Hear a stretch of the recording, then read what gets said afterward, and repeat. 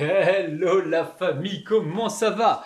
Ça sort tout juste du four, cette dinguerie internationale, elle va vous plaire, hein. Alors si vous venez tout juste d'arriver sur la chaîne Cuisine Rapide et que vous ne me connaissez pas, je vous invite fortement à vous abonner avec le petit bouton qui vous attend juste en bas de la vidéo, donc vous avez juste à appuyer dessus. Abonnez-vous, c'est entièrement gratuit et en plus vous allez apprendre mais beaucoup de choses. Allez, on part en cuisine, c'est parti. Alors dans la poêle qui chauffe, on a mis 4 cuillères à soupe d'huile. Ici j'ai un oignon, un demi poivron vert, un demi poivron rouge, d'accord? On met tout dedans.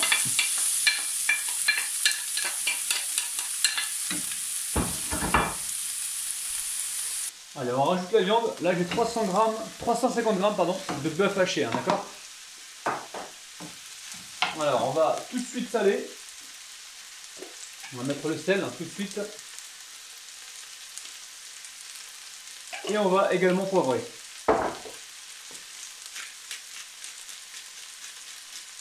On va rajouter aussi du paprika, du curcuma. Alors le curcuma, j'aime bien mettre du curcuma moi.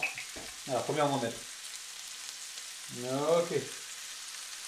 Bon, on met une demi-cuillère à café, allez. De paprika.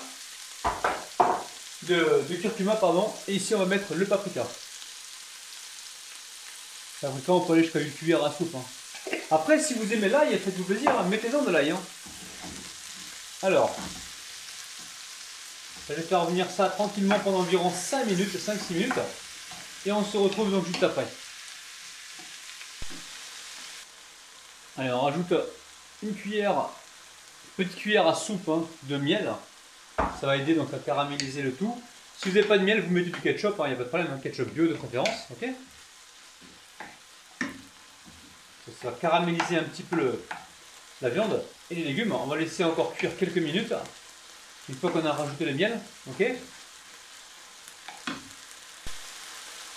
Allez, il est temps de rajouter la sauce tomate. Donc là, c'est une sauce tomate déjà faite hein, dans une boîte, ok. Sinon, vous prenez de la tomate pelée si vous voulez. Moi, j'ai cette tomate là parce qu'il y a du basilic et des oignons dedans. Donc très intéressant. Je mets un peu d'eau, l'équivalent d'un petit verre d'eau dedans, ok. Et là, on va venir secouer.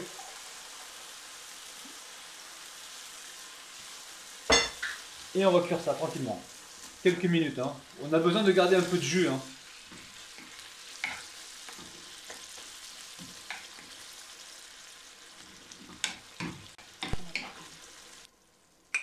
Allez, on va rajouter du ras el hanout un petit peu. Hein. L'équivalent d'une cuillère à café. Hein. On mélange. On refait bouillir une minute. Et on se retrouve donc sur le plan de travail. Ok. Bon, ici j'ai un plat gratin. Ici à côté, regardez, j'ai des pommes de terre que j'ai cuites avec la peau. La pomme de terre, je l'ai cuite 25 minutes. Donc il y a 1, 2, 3, 4, 5, 6, 7. On peut aller sur 8, 9 pommes de terre. D'accord. J'ai cuit les pommes de terre avec la peau. D'accord. Vous pouvez les cuire sans la peau si vous voulez. Et là, je viens les écraser. D'accord. Donc là, je les écrase. Et j'ai prévu avec environ 3 cuillères à soupe de beurre.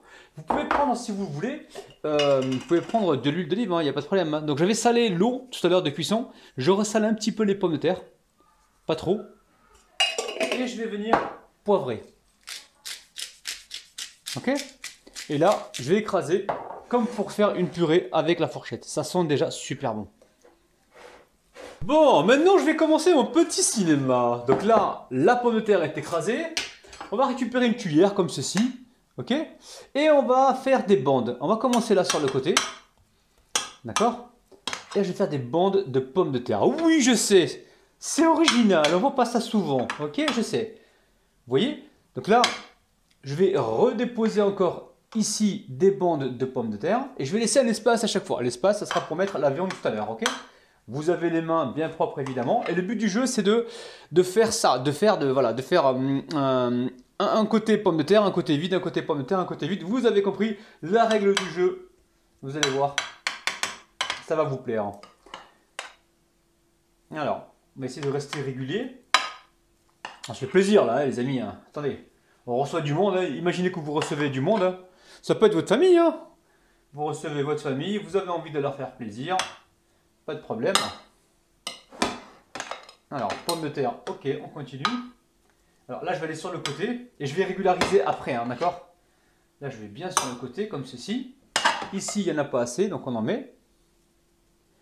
Je vais repousser un petit peu la pomme de terre, parce qu'il y a une rangée ici voilà, qu'il faut remplir.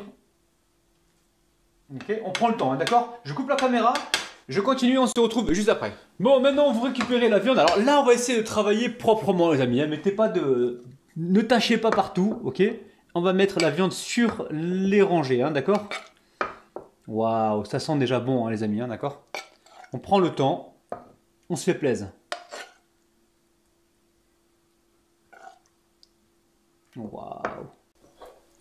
Allez, on va mettre du fromage. Donc mettez le fromage que vous avez, hein, d'accord? Le fromage, ça apporte de la gourmandise, hein, les amis, hein, d'accord?